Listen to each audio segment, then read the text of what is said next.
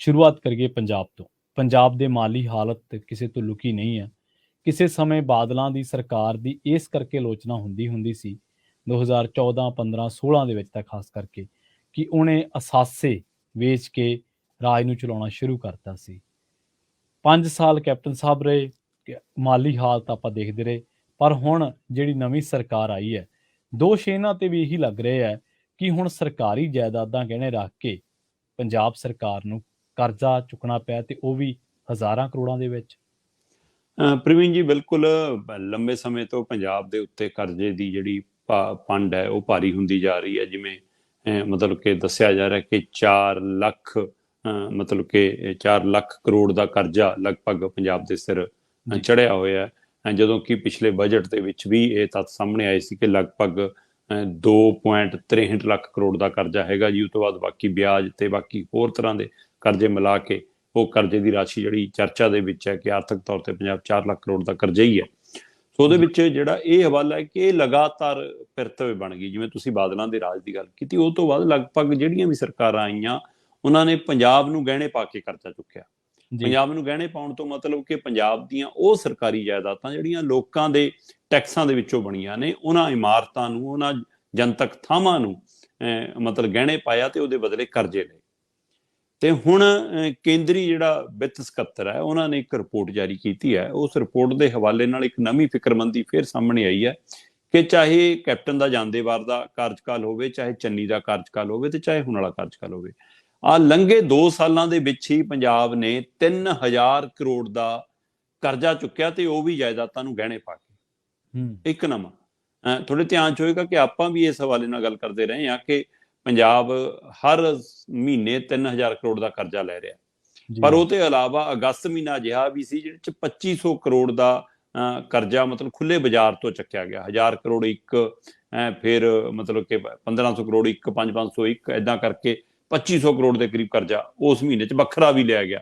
ਤੇ ਇਹਦਾ ਮਤਲਬ 3000 ਕਰੋੜ ਵੱਖਰਾ ਗਿਆ ਤੇ 2500 ਕਰੋੜ ਇਹ ਵੱਖਰਾ ਗਿਆ। ਸੋ ਉਸ ਹਵਾਲੇ ਨਾਲ ਇਹਦਾ ਮਤਲਬ ਉਹ ਕਰਜ਼ੇ ਇਸੇ ਤਰ੍ਹਾਂ ਦੇ ਲਏ ਜਾ ਰਹੇ ਨੇ ਖੁੱਲੇ ਬਾਜ਼ਾਰ ਚੋਂ। ਕੁਝ ਜਾਇਦਾਦਾਂ ਕਿਸੇ ਨੂੰ ਗਹਿਣੇ ਪਾ ਦਿਓ, ਕਿਸੇ ਕੋਲ ਰੱਖ ਦਿਓ। ਤੇ ਹੁਣ ਇਹ ਜਿਹੜਾ ਕੇਂਦਰੀ ਵਿੱਤ ਸਕੱਤਰ ਦੀ ਰਿਪੋਰਟ ਹੈ, ਉਹ ਰਿਪੋਰਟ ਦੱਸਦੀ ਹੈ ਕਿ ਭਾਰਤ ਦੇ 4 ਸੂਬੇ ਅਜਿਹੇ ਨੇ ਜਿਨ੍ਹਾਂ ਨੇ ਪਿਛਲੇ 2 ਸਾਲਾਂ ਦੇ ਵਿੱਚ 47,000 ਕਰੋੜ ਤੋਂ ਵੱਧ ਦਾ ਕਰਜ਼ਾ ਲਿਆ। ਇਹ ਆਪਣੇ ਆਪ ਚ ਮਤਲਬ ਕਿ ਹੈਰਾਨ ਕਰਨ ਵਾਲੀ ਗੱਲ ਹੈ। ਉਹਦੇ ਵਿੱਚ ਉਹ ਕਹਿੰਦੇ ਕਿ ਪੰਜਾਬ ਹੈ, ਆਂਧਰਾ ਪ੍ਰਦੇਸ਼ ਹੈ, ਯੂਪੀ ਹੈ ਤੇ ਮੱਧ ਪ੍ਰਦੇਸ਼ ਹੈ। ਇਹਨਾਂ 4 ਸੂਬਿਆਂ ਨੇ 47,100 ਕਰੋੜ ਦਾ ਕਰਜ਼ਾ ਪਿਛਲੇ 2 ਸਾਲਾਂ ਚ ਲਿਆ, ਤੇ ਉਹ ਵੀ ਲਿਆ ਇਸੇ ਤਰੀਕੇ ਦਾ। ਇਹ ਉਹ ਤਰੀਕੇ ਦਾ ਕਰਜ਼ਾ, ਇਹ ਤੋਂ ਬਿਨਾਂ ਜਿਹੜਾ ਬਾਕੀ ਕਰਜ਼ਾ ਅਸੀਂ ਵਰਲਡ ਬੈਂਕ ਤੋਂ ਲੈਂਦੇ ਹਾਂ, ਹੋਰ ਕੇਂਦਰੀ ਏਜੰਸੀਆਂ ਤੋਂ ਲੈਂਦੇ ਹਾਂ, ਕਿਸੇ ਪੂਲ ਚੋਂ ਲੈਂਦੇ ਹਾਂ, ਇਹ ਉਹਦੀ ਗੱਲ ਨਹੀਂ ਹੈ। ਸਿਰਫ ਤੇ ਸਿਰਫ ਉਸ ਕਰਜ਼ੇ ਦੀ ਗੱਲ ਕਰ ਰਹੇ ਹਾਂ ਜਿਹੜਾ ਜਾਇਦਾਦਾਂ ਨੂੰ ਗਹਿਣੇ ਪਾ ਕੇ। ਸੋ ਉਹ ਇਹ ਜਿਹੜਾ 47,000 ਕਰੋੜ ਦਾ ਕਰਜ਼ਾ 4 ਸੂਬਿਆਂ ਨੇ ਲਿਆ, ਉਹਦੇ ਵਿੱਚੋਂ ਪੰਜਾਬ ਦਾ ਕਰਜ਼ਾ ਇਹਨਾਂ ਪਿਛਲੇ 2 ਸਾਲਾਂ ਚ 3000 ਕਰੋੜ 2900 ਕਰੋੜ ਰੁਪਏ ਦਾ ਬਣਦਾ।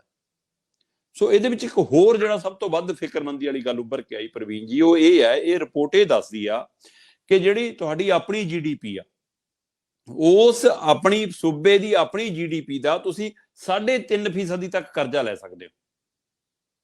ਪਰ ਜਿਸ ਕਦਰ ਪੰਜਾਬ ਕਰਜ਼ਾ ਚੁੱਕ ਰਿਹਾ, ਕਹਿੰਦੇ ਉਹਦੇ ਹਵਾਲੇ ਨਾਲ ਇਹ ਗੱਲ ਹੈ ਕਿ ਖੁਦ ਦੀ GDP ਦਾ ਕੁੱਲ ਅਗਲੇ 4 ਸਾਲਾਂ ਤੱਕ ਪੰਜਾਬ 46% ਤੋਂ ਵੱਧ ਕਰਜ਼ਾ ਚੁੱਕ ਚੁੱਕਿਆ ਹੋਊਗਾ। ਮਤਲਬ ਤੁਸੀਂ ਆਪਣੀ GDP ਦਾ 3.5% ਤੱਕ ਕਰਜ਼ਾ ਚੁੱਕ ਸਕਦੇ ਹੋ, ਪਰ ਪੰਜਾਬ ਦੇ ਅੰਕੜੇ ਦੱਸਦੇ ਨੇ ਕਿ ਅਗਲੇ 4 ਸਾਲਾਂ ਤੱਕ ਇਹ ਦਰ ਇੱਥੇ ਆ ਜਾਏਗੀ ਕਿ ਪੰਜਾਬ ਆਪਣੀ GDP ਦਾ 46% ਤੋਂ ਵੱਧ 46.8% ਤੱਕ ਕਰਜ਼ਾ ਚੁੱਕ ਚੁੱਕਿਆ ਹੋਏਗਾ। ਸੋ ਇੱਥੋਂ ਅੰਦਾਜ਼ਾ ਲਾ ਲਓ ਕਿ ਪੰਜਾਬ ਕਿਹੜੇ ਹਾਲਾਤ ਚੋਂ ਲੰਘ ਰਿਹਾ।